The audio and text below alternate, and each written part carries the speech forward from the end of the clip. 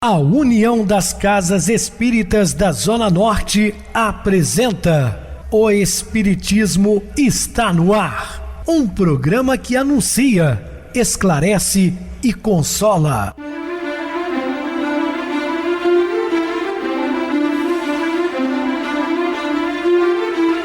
Não se turve vosso coração. Credes em Deus, credes também em mim. Na casa de meu pai há muitas moradas. Se assim não fora, eu vou-los teria dito, pois vou preparar-vos lugar.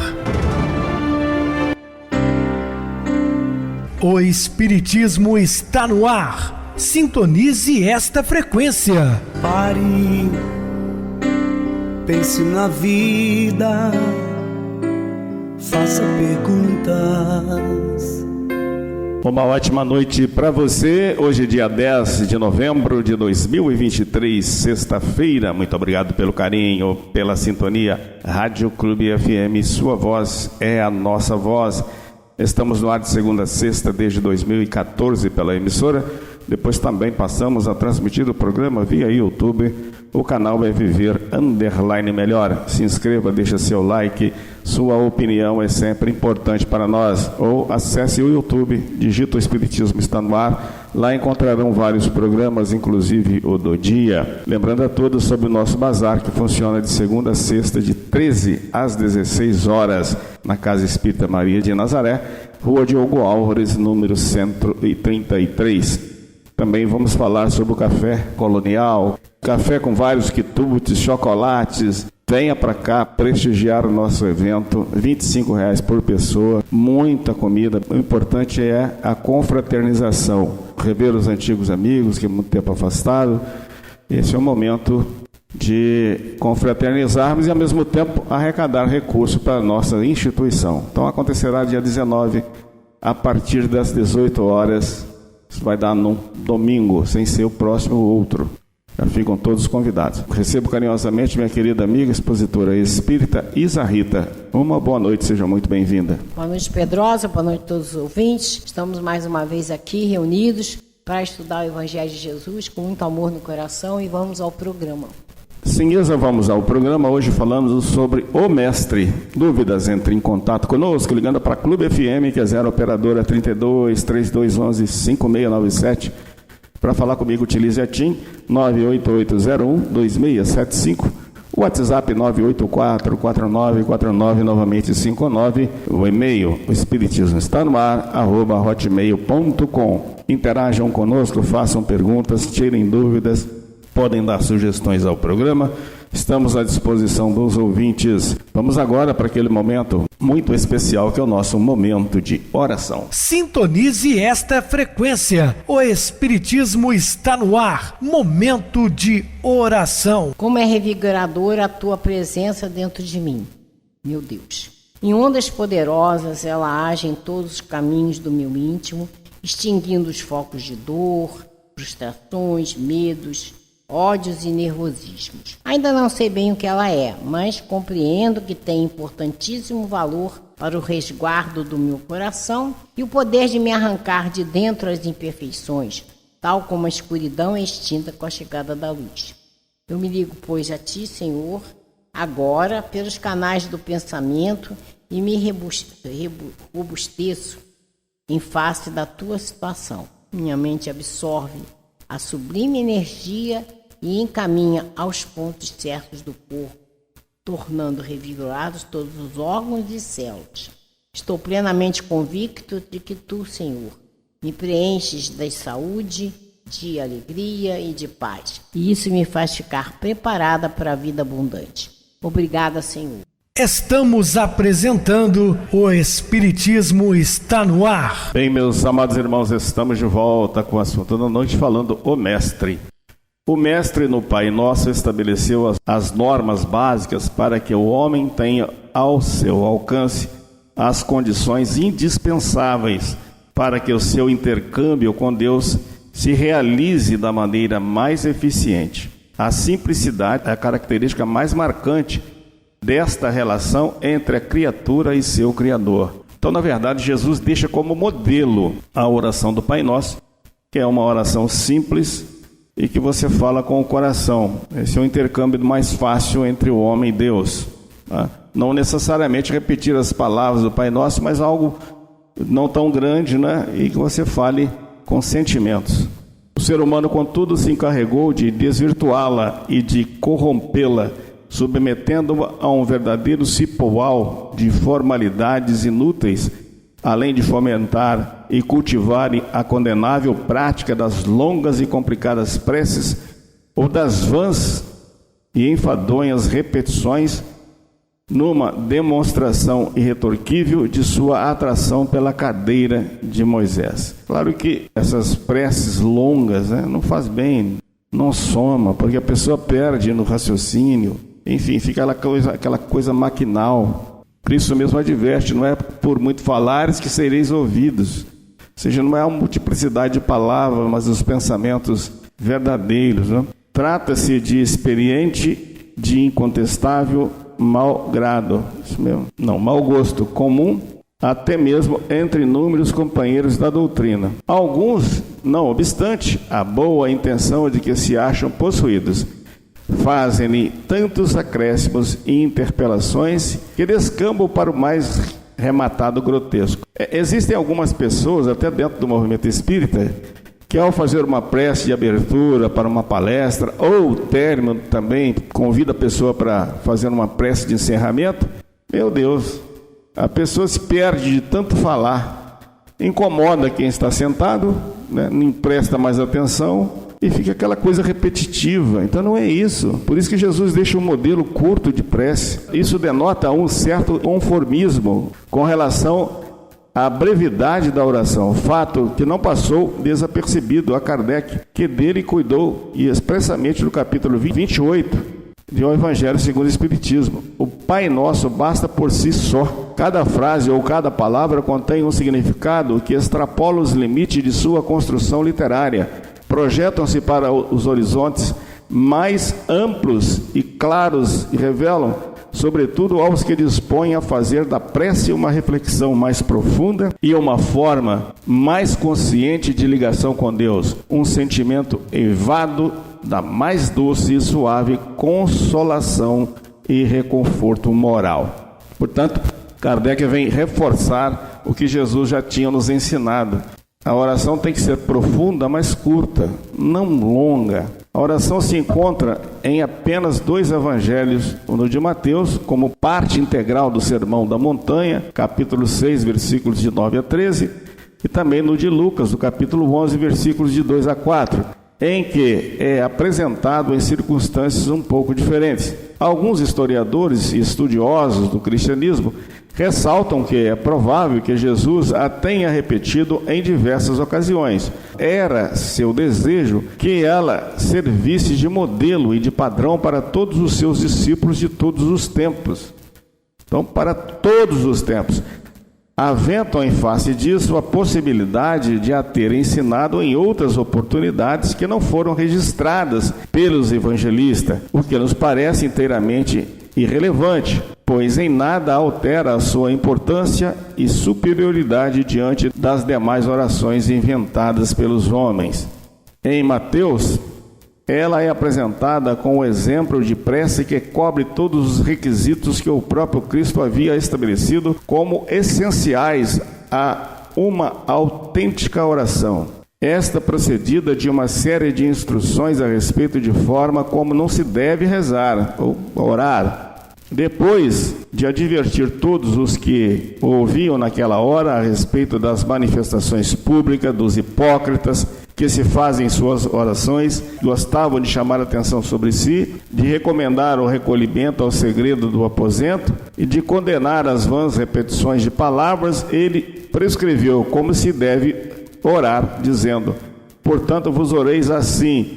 Foi registrado pelo evangelista Mateus no capítulo 6, versículo 9, e Lucas trata a questão diferentemente. No evangelho a oração não é pronunciada. No Sermão do Monte, que ele não transcreve integralmente, mas atendendo a um pedido de um dos discípulos, e após a prece de Jesus estava fazendo. E aconteceu que, estando ele a orar num certo lugar, quando acabou, lhe disse um de seus discípulos: Senhor, ensina-nos a orar, como também João ensinou aos seus discípulos. Aí ele fala do João Batista. E ele lhes disse: quanto orares, dizeis. Então, não useis de vãs repetições, como fazem os gentios, que por muitos falares sereis ouvidos, né? Não oreis nas praças públicas, chamando a atenção dos judeus que oravam em pé nas sinagogas, para ser visto e glorificado pelos homens. Então, Jesus ensina a maneira correta de orar. A forma como é apresentada é mais breve do que aquela que se encontra em Mateus, mas não há, quanto à sua essência, nenhuma alteração de maior significado. Nela, como hábito, Jesus dirige a Deus, destacando a sua qualidade de Pai de todas as criaturas, quando ele fala Pai Nosso.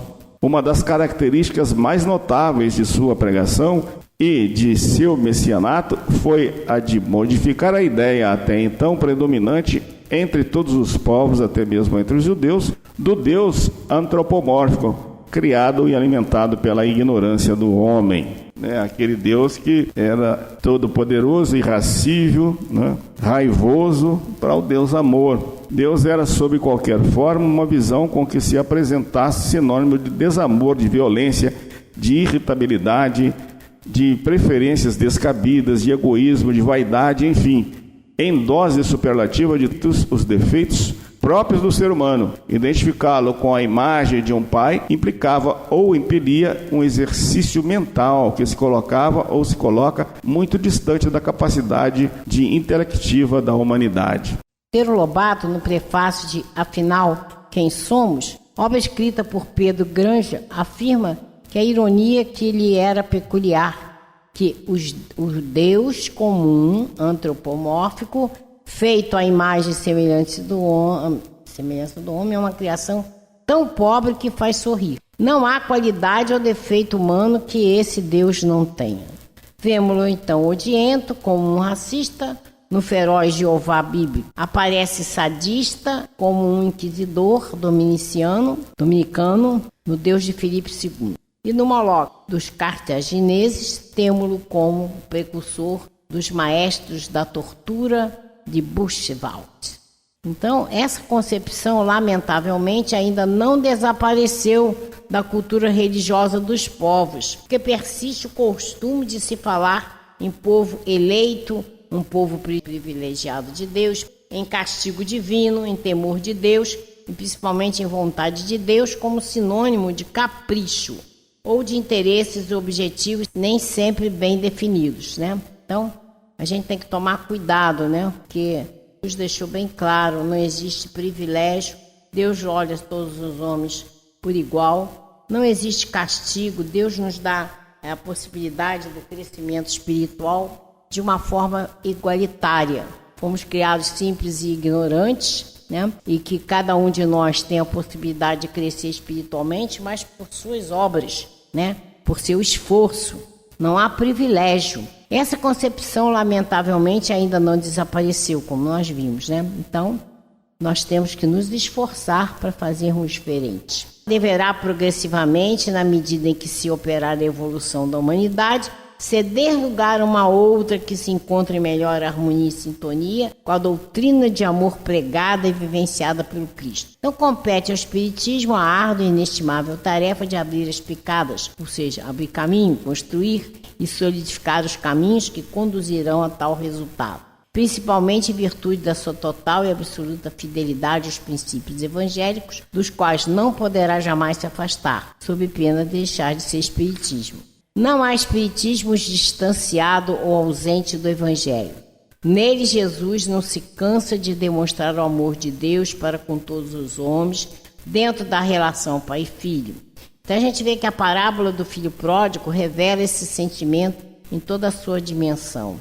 O Pai é Deus, no seu infinito amor, sempre estará à espera e a sua justiça e misericórdia se mostram em toda a plenitude ao receber carinhosamente o filho arrependido e festejar o seu regresso ao lar, né?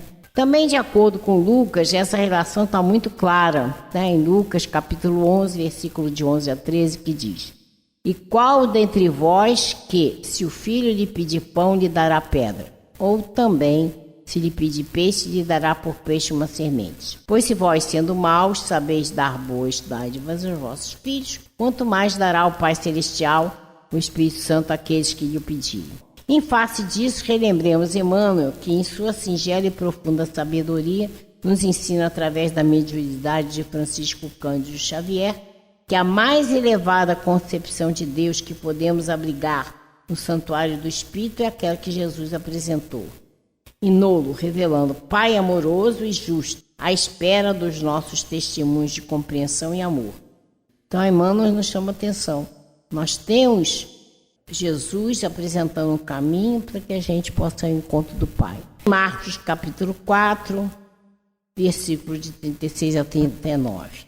E eles, deixando a multidão, o levaram consigo, assim como estava no barco. E havia também com ele outros barquinhos. E levantou-se grande temporal de vento, e subiram as ondas por cima dos barcos, de maneira que já se enchia. E ele estava na popa dormindo sobre uma almofada, e despertaram, dizendo: Mestre, não se te dá, pereçamos? E ele, despertando, repreendeu o vento e disse ao mar: Cala-te, aquieta. E o vento se aquietou e houve grande bonança. Mateus, capítulo 8, versículos 23 a 27. Marcos, capítulo 4, versículos 35 a 41. E Lucas, capítulo 8, de 22 a 25, narram de forma quase que idêntica um dos diversos acontecimentos excepcionais que marcaram a presença de Jesus entre nós, que foi a tempestade que ele amainou no mar da Galileia. Esse caráter extraordinário foi que, desde o início, despertou a maior atenção de todos para o fato, relacionado entre seus inúmeros chamados milagres. Milagre não existe. Em torno dele criou-se um misto de curiosidade, surpresa e mistério. Então, a própria linguagem utilizada pelos evangelistas serviu para aumentar o seu aspecto misterioso e inusitado, principalmente no tocante à repreensão que Jesus fez aos ventos e à água. Em Lucas, capítulo 8, versículo 24, que diz: Então, levantando-se, repreendeu o vento e o mar e seguiu-se uma grande bonança.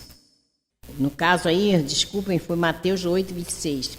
E agora, nós temos também Marcos. E ele, despertando, repreendeu o vento e disse ao mar: Cala-te, aquieta-te. E o vento se aquietou e houve grande bonança. E Lucas, falando da mesma passagem: E ele, levantando-se, repreendeu o vento e a fúria da água cessada, se fez a bonança. Então, à luz do Espiritismo, o episódio nada contém de extraordinário, sobrenatural ou milagroso. Então, trata-se apenas e tão somente de um dos muitos fenômenos de efeito físico que ele realizou e que a doutrina dos Espíritos explica como a consequência de leis que a humanidade mal começa a desvendar e a conhecer. Então, mostrando a importância da fé, como eu disse. Na Revista Espírita de fevereiro de 1859, Kardec se refere a fenômenos semelhantes, dizendo: É, sobretudo, necessário não perder de vista este princípio essencial, verdadeira chave da ciência espírita. O agente dos fenômenos vulgares é uma força física material que pode ser submetida às leis do cálculo, ao passo que os fenômenos espíritas, esse agente é constantemente uma inteligência que tem vontade própria e que não se submete aos nossos caprichos. A lei de Deus não se submete, aos caprichos do homem. Ela é imutável. A lei de Deus é imutável. Então é necessário que a gente conheça esse lado de Deus que só nos dá o melhor, porque tudo que vai acontecer para nós é o nosso melhor, mesmo que aparentemente nos pareça uma coisa negativa, mas tem ali um objetivo, que é o nosso aprendizado, para a gente melhorar. Mais tarde, a Gênese demonstrou a total inviabilidade e desnecessidade dos milagres, como estão, mesmo quando atribuídos a Deus. Ela diz assim: Contudo, em face das coisas divinas, temos para critério do nosso juízo os atributos mesmos de Deus. Ao poder soberano, reúne ele a soberana sabedoria, donde se conclui que não faz coisa alguma inútil. Por que então faria milagres? para testar o seu poder, dizem, mas o poder de Deus não se manifesta de maneira muito mais imponente pelo grandioso conjunto das obras da criação, pela sábia previdência que essa criação revela, e sim nas partes mais gigantescas, como nas mais mínimas, e pela harmonia das leis que regem o mecanismo do universo, do que por algumas pequeninas e pueris derrogações que todos os préstimos sabem imitar. Então aí, mostrando a grandeza de Deus, né? E que Deus não vai se preocupar em coisas ínfimas. Não obstante, até aqueles que conviviam mais de perto com Jesus se mostraram assombrados em face do acontecido. Está em Marcos 4, versículo 41. E sentiram um grande temor e diziam uns aos outros: mas quem é este que até o vento e o mar lhe obedece? Então ainda hoje grande parcela da humanidade ignora e não compreende Jesus, o alcance e a razão da sua vinda ao mundo e principalmente o sentido da mensagem que ele nos legou. Em face dessa postura de autêntica indigência espiritual, falta de conhecimento, apela para a sua divinização, a fim de tentar explicar a existência dos dons sobrenaturais que lhe confere e aos quais atribui a causa determinante dos extraordinários efeitos que era capaz de produzir, em virtude do pleno e absoluto domínio sobre todos os elementos de que se compõe o planeta que ele planejou, construiu e governa. Então a gente sabe que Jesus não veio aqui para mostrar o seu poderio, ele veio para ensinar aos homens a importância de amar, a importância de se preocupar com o outro, a importância de olhar o próximo como a si mesmo, a importância então de caminhar o caminho que ele deixou para que a gente aproveite a nossa reencarnação, que a gente possa assim crescer espiritualmente. No Livro dos Espíritos esclarece a questão 624 que Jesus foi o tipo mais perfeito que Deus ofereceu ao homem para lhe servir de guia e modelo. Essa informação, aliada àquelas outras que falam da hierarquia dos espíritos, principalmente as que se encontram nas anotações que se seguem à questão 113, permitem então a formulação da explicação lógica para o fenômeno, notadamente em face da reconhecida atuação dos espíritos sobre a natureza, consoante lição da espiritualidade superior nos termos das perguntas 536 a 540 da mesma ordem. Então a gente tem que entender o seguinte, que todos os habitantes da orbe fazem periodicamente travessias semelhantes àquela que um dia os discípulos fizeram em companhia de Jesus. Contudo, a maioria não consegue ver nela senão o seu lado material e aparente. Um barco indo de uma margem para outra de um lago, de um rio ou de um trecho do mar. Poucos já perceberam que esta travessia significa a própria existência terrena do ser humano, com as suas dificuldades, lutas e percalços naturais, verdadeiras tempestades que muitas vezes desabam sobre os incautos e desprotegidos viajantes. Os discípulos, em que se pese a presença física de Jesus, também não assimilaram e nem entenderam o verdadeiro sentido daquela passagem para o mar da Galileia. E diante da tormenta se mostraram impotentes, temerosos. Embora fenômenos daquela natureza fossem comuns no lugar a eles viviam e estivessem habituados com os mesmos. Então, do berço ao túmulo e do túmulo ao berço, existe um roteiro sistemático e imutável, traduzido no nascer, morrer, renascer ainda e progredir sempre essa lei. São travessias que ninguém escapa, como consequência natural da lei de causa e efeito e da justiça divina, nos termos da advertência de Jesus, contida no Evangelho de Mateus. Porque o Filho do Homem virá na glória de seu Pai com seus anjos, então dará a cada um segundo as suas obras. Então, muito importante fazermos o que estamos fazendo, estudar para que a gente possa seguir o caminho de Jesus e aproveitar a nossa reencarnação para o crescimento espiritual acontecer. É isso mesmo, Isa, seguimos sempre o caminho deixado por Jesus. Este assunto deixaremos para o programa de segunda-feira. Vamos agora para o intervalo musical, a seguir a nossa oração. Envelhecer.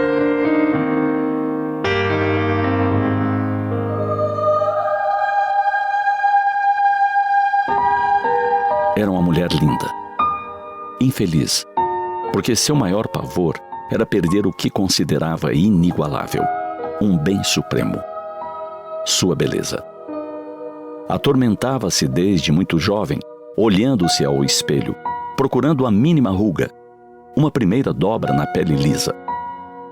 Com o tempo, apresentaram-se as pequenas rugas, algumas manchas na pele rosada. Embranqueceram os cabelos, exigindo-lhe cuidados constantes a fim de escondê-los.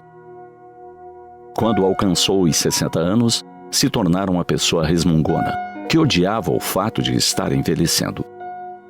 As pessoas lhe diziam que aparentava ter menos idade. E, embora fosse verdade, ela não acreditava.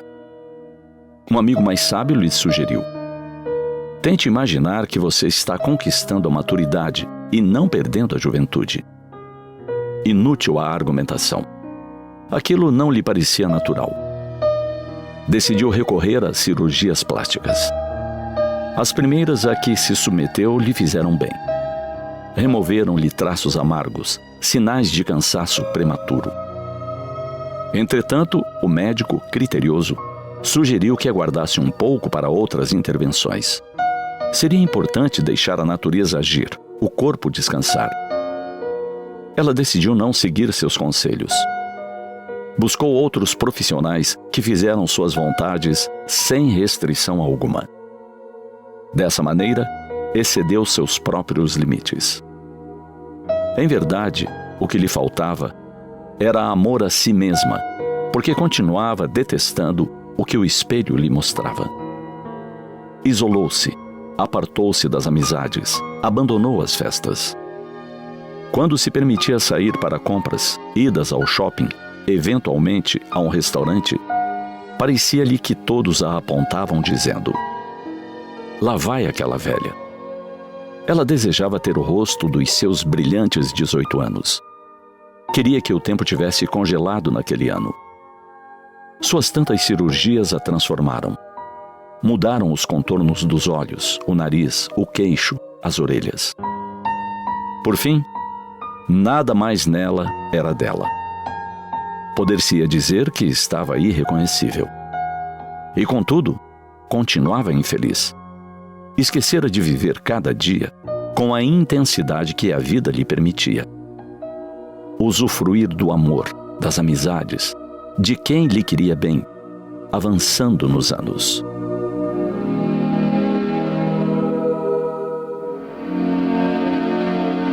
Há uma preferência inegável em nossa sociedade pela juventude e pela beleza. Basta olharmos para os anúncios publicitários para constatarmos essa verdade. Trata-se a juventude como se fosse o mais precioso e desejável de todos os bens. No entanto, somente aqueles que ainda não foram surpreendidos com as primeiras marcas causadas pelos anos podem acreditar que serão jovens para sempre. O tempo não se dobra às ilusões e aos caprichos humanos. Segue incansável e constante, segundo a segundo, dia após dia. Envelhecer é natural, não é sinônimo de decadência física. Representa, sim, o acumular de experiências. O corpo pode não se valer da mesma forma e da mesma força dos verdes anos, mas o espírito pode conservar o vigor de sempre. Desse modo, protejamos nosso corpo físico da ação inclemente do tempo, porque ele é um instrumento valioso. Porém, não nos escravizemos, nem nos iludamos, porque afinal, essa é apenas uma pequena etapa na longa marcha da evolução.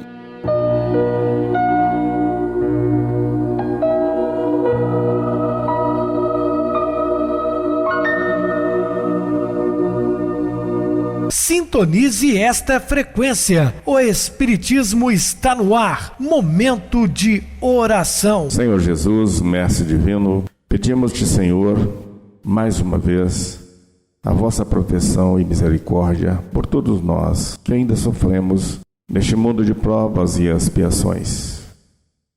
Mas temos a certeza absoluta, Senhor, que estamos no caminho certo, buscando o refúgio em seu Evangelho de amor, que nos liberta e que nos intui a buscar os valores do Espírito imortal. Portanto, Senhor, rogamos mais uma vez a Ti a vossa proteção para nós aqui no programa e todos os nossos queridos irmãos ouvintes. Que a sua paz permaneça conosco para sempre. Graças a Deus. Minha querida irmã Isa Rita, suas despedidas. Boa noite, Pedrosa. Boa noite a todos os ouvintes. Pedimos a Deus neste momento que olhe por todos nós, trazendo a paz para cada um de nós, para o Brasil e a paz que o mundo tanto necessita. Saibamos todos os dias, possamos todos os dias fazer uma oração pedindo a paz para o mundo. E certamente o Pai nos atenderá. Uma boa noite para todos e fiquem todos com Deus, sob a sua proteção, e até o próximo programa. Boa noite para você, Isa. Muito obrigado pelo apoio aqui no programa. Boa noite também a todos os amados irmãos ouvintes do YouTube, internautas do Brasil, do exterior, nossos irmãos da Zona Norte e de Juiz de Fora, que nos acompanham com a rádio local 87,9 Rádio Clube FM. Continuem ligados, ouvindo a nossa próxima atração, o programa Batidão com o DJ Tico, a seguir na voz de Ailton Moreno, o Encontro Central. Uma ótima noite de sexta-feira, um feliz final de semana e até segunda-feira, se Deus quiser.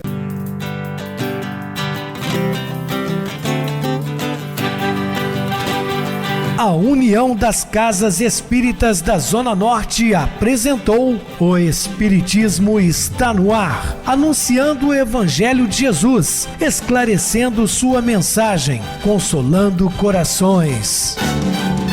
Olhe pro céu e descubra imagens de luz.